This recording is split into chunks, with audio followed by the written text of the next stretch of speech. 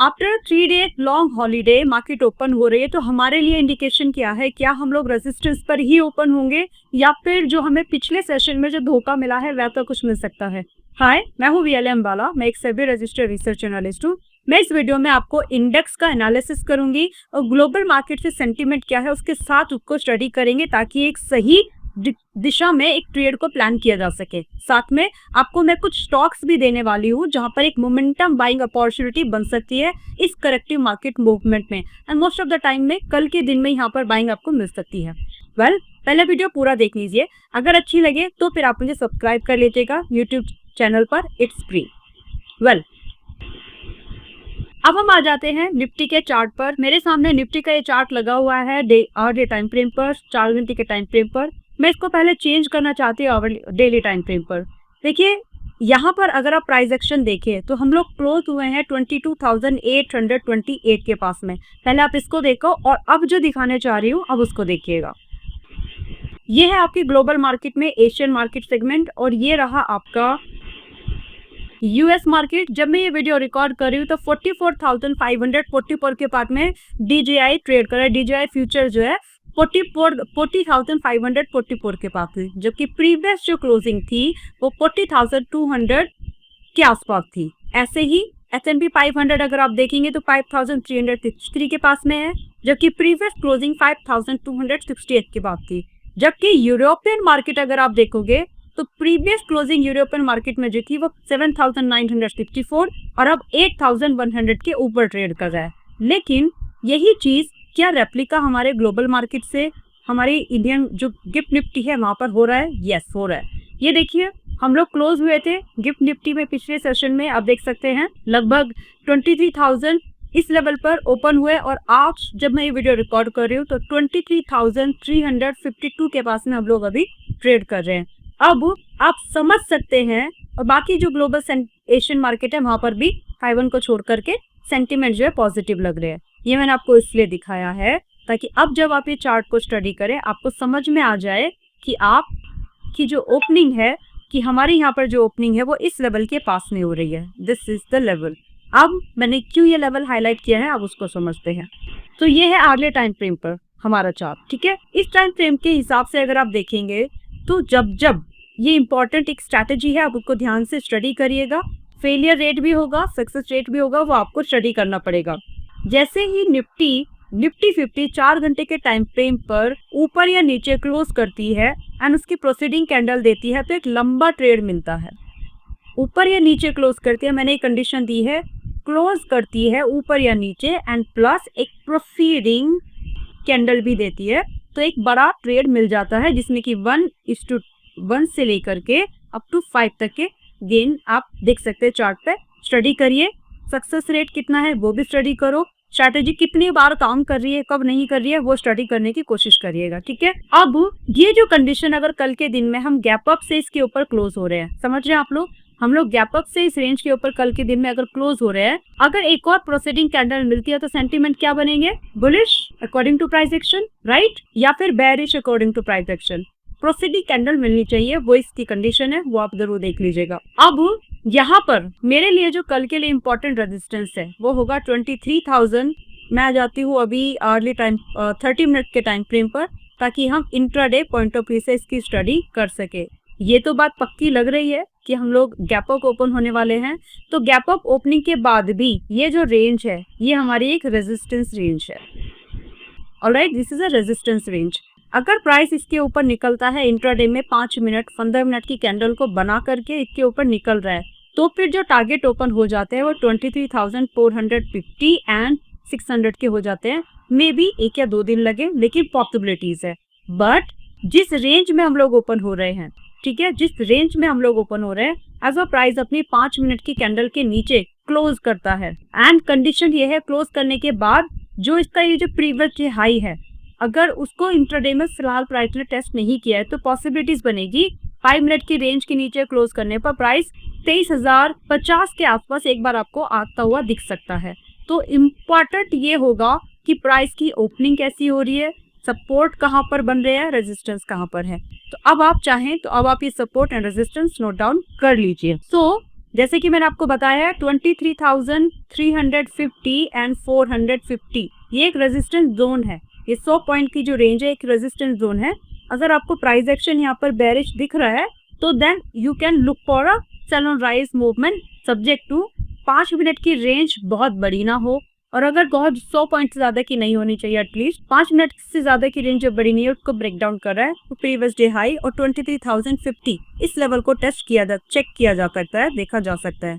जबकि अगर आपको बाइंग का ट्रेड लेना है तो कंसीडर कीजिए 23,250 से 380 ये रेंज में अगर प्राइस ओपन हो रहा है 5 मिनट की रेंज को थोड़ा कंसोलिडेशन के बाद ब्रेकआउट कर रहा है तो फिर आपको 450 एंड 550 ये दो टारगेट आपको इंट्राडे में देखने के लिए मिल सकते हैं। ठीक है, अब जो की सपोर्ट है, ऐसे सपोर्ट जहां पर एक मूवमेंट बन सकता है, जहां पर बाय ऑन डिप की अपॉर्चुनिटी को एनकैश करने की कोशिश की जा सकती है, वो है 23,050 एंड 22,850 ये दो सपोर्ट है।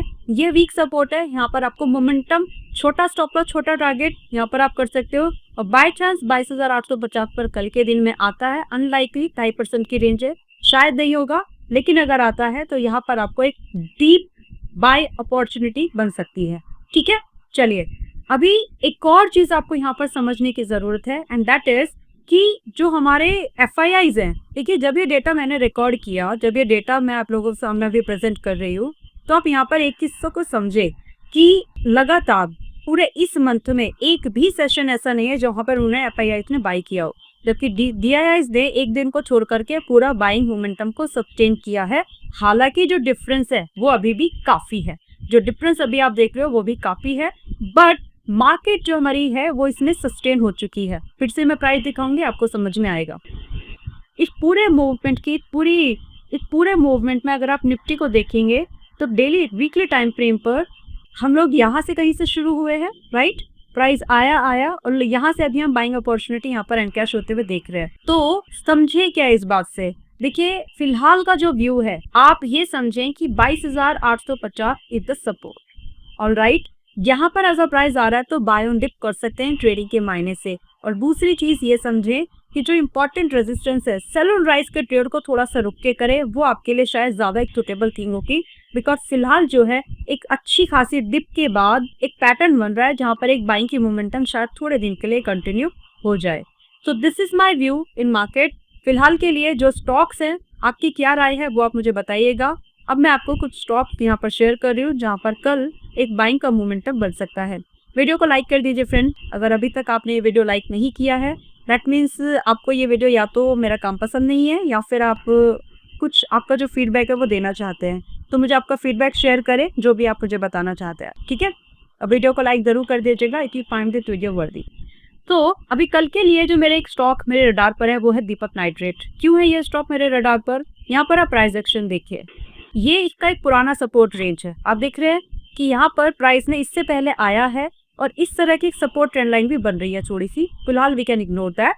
लेकिन यहाँ आप देखिए कि 1800 का जो मार्क है दीपक नाइट्रेट में एक सपोर्ट रेंज का काम कर रहा है और फिलहाल ये 1932 के पास में ट्रेड कर रहा है। तो यहाँ पर 132 पॉइंट के रिस्क पर हम यहाँ पर एक रिवॉर्ड देख रहे हैं। अब बात करते हैं कितना।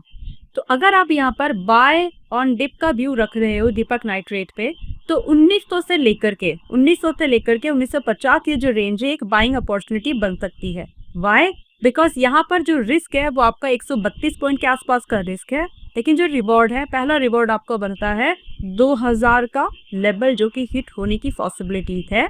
दूसरा आपका रिवॉर्ड बस टारगेट बनता है लगभग 2120 का, क्योंकि यहाँ अगर ये प्राइस रुकता है, थोड़ा समय बिताता है और ब्रेक डाउन नहीं कर रहा है अपने सपोर्ट को, तो वहां पर से कंसोलिडेट करके वापस निकल सकता है। दूसरा जो बड़ा टारगेट बनता है वो 2250 का बनता है।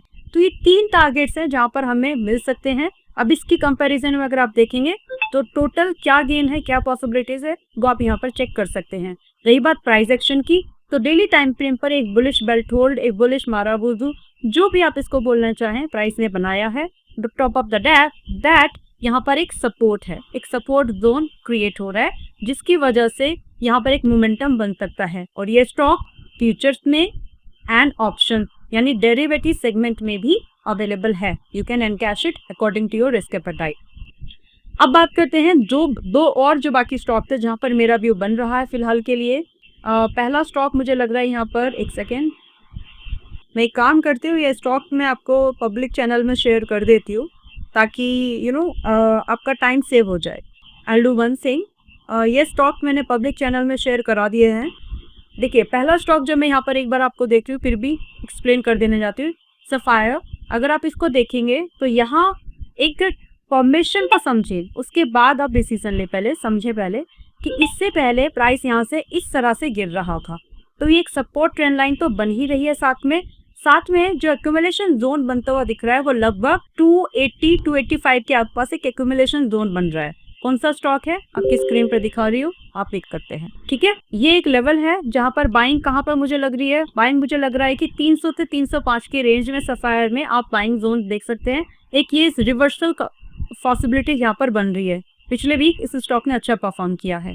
टारगेट 314 से लेकर के 345 तक मैं देख रही हूँ। स्टॉप लॉस 293 का यहाँ पर रख सकते हैं अगर हम लोग 300 से 305 के रेंज में बाय ले रहे हैं। दूसरा स्टॉक है आपकी लिस्ट में, मेरी लिस्ट में सीजी पावर का चार्ट आप देखें तो यहाँ पर भी जो प्राइस एक्शन है, एक कंसोलिडेशन रेंज हुई, उसी रेंज के पास प्राइस अभी फिलहाल आकर के टिका हुआ है, रुका हुआ है।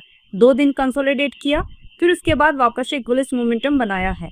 अब यहाँ पर कौन से लेवल पर बाय ले सकते हैं, टारगेट क्या है, स्टॉप लॉस क्या है, वो आपको इस चैनल में दिख जाएंगे। आप इस चैनल को ज्वाइन कर लीजिए। टेलीग्राम चैनल का लिंक मैं इस वीडियो की कैप्शन में पिन कर दूंगी, कमेंट में भी पिन कर दूंगी, आप वहां से ज्वाइन कर सकते हैं। लाइव मार्केट में भी आपको इस तरह के कुछ अपडेट मैं शेयर करती रहती हूँ, तो आप मुझे वहां पर ज्वाइन कर लीजिए।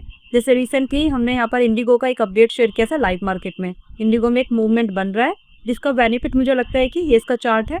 बाकी जो भी डिटेल है आपको चैनल में मिल जाएगी। आई थिंक कि यहाँ पर एक मोमेंटम बन सकता है इंडिगो पेयर्स में एक swing trading point of view से। अगर आपको ये वीडियो अच्छी लगी है और आप चाहते हो कि मैं आपको इस तरह का ये जो कंटेंट है आपके साथ में हमेशा शेयर करती रहूं, तो आप मुझे फॉलो जरूर कर लीजिए टेलीग्राम पर। अभी पहली बार अगर आप मुझे यहाँ पर देख रहे हैं यूट्यूब पर, तो फॉलो कर लीजिए ताकि अगली बार से कोई भी वीडियो या अपडेट्स हो वो आपसे मिस ना हो। Thank you for watching this video. Wish you good luck everyone.